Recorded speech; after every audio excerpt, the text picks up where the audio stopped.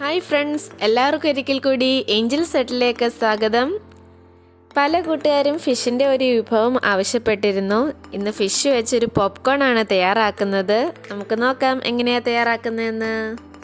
അതിനായി മീൻ ചെറിയ കഷ്ണങ്ങളാക്കിയത്, അതിലേക്ക് 1 സ്പൂൺ തൈര് ചേർത്ത് കൊടുക്കാം, 1 ടീസ്പൂൺ കുരുമുളക് പൊടി, 1 ടീസ്പൂൺ ജിഞ്ചർ ഗാർലിക് പേസ്റ്റ്, ഉപ്പ് ആവശ്യത്തിന്, 1 സ്പൂൺ കോൺഫ്ലവർ, 1 മുട്ടയും ചേർത്ത് കൊടുത്ത് നന്നായി ഒന്ന് മിക്സ് ചെയ്യുക.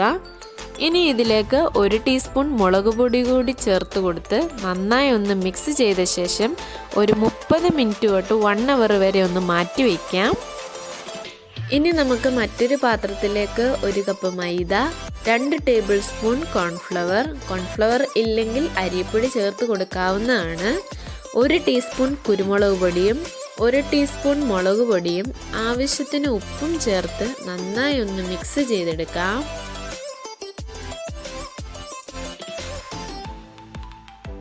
നമ്മളുടെ മീൻ ഇപ്പോൾ ഏകദേശം 1 മണിക്കൂറായിട്ടുണ്ട്. ഇതിലെല്ലാം നമ്മൾ ചേർത്ത് കൊടുത്ത മിക്സൊക്കെ നന്നായി ഒന്ന് പിടിച്ചിട്ടുണ്ട്. നമുക്കിതൊന്നുകൂടി ഒന്ന് ഇളക്കി കൊടുക്കാം. ഇനി നമ്മൾ എടുത്തു വെച്ച മിക്സിലേക്ക് ഇതുപോലെ ഓരോ പീസുകൾ എടുത്ത് നമ്മൾക്കൊന്ന് ഇളക്കി കൊടുക്കാം. വെള്ളം തൊടാതെ മറ്റൊരു സ്പൂൺ ഉപയോഗിച്ചാണ് മാവിലൊന്ന് മിക്സ് ചെയ്തെടുത്തിരിക്കുന്നത്. ഇതുപോലെ ഓരോന്നും നമുക്ക് ചെയ്തെടുത്ത് മറ്റൊരു പാത്രത്തിലേക്ക് മാറ്റി വയ്ക്കാം. മീൻ എടുത്ത ശേഷമുള്ള മിക്സിലേക്ക് സ്വല്പം വെള്ളം കൂടി ചേർത്ത് നമുക്കൊന്ന് ഇളക്കി കൊടുക്കാം. ഇനി ഈ മിക്സിലേക്ക് നമ്മൾ നേരത്തെ മാവിൽ കോട്ട് ചെയ്ത് വെച്ചിരുന്ന മീൻ കഷ്ണങ്ങൾ ഓരോന്നും മുക്കിയെടുത്ത് ഇതുപോലെ തന്നെ വീണ്ടും ആ മാവിൽ തന്നെ കോട്ട് ചെയ്തെടുക്കാം.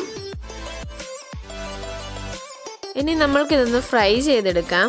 അതിനായി ഒരു പാനിലേക്ക് എണ്ണ ഒഴിച്ചു കൊടുത്ത് ഒരു മീഡിയം ഫ്ലെയിമിൽ നമ്മൾക്ക് ഈ മീനെല്ലാം ഒന്ന് ഫ്രൈ ചെയ്തെടുക്കാം.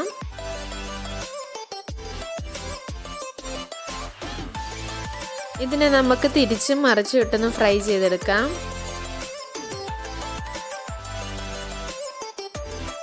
ഇപ്പോൾ ഇത് നന്നായി ക്രിസ്പി ആയി വന്നിട്ടുണ്ട്.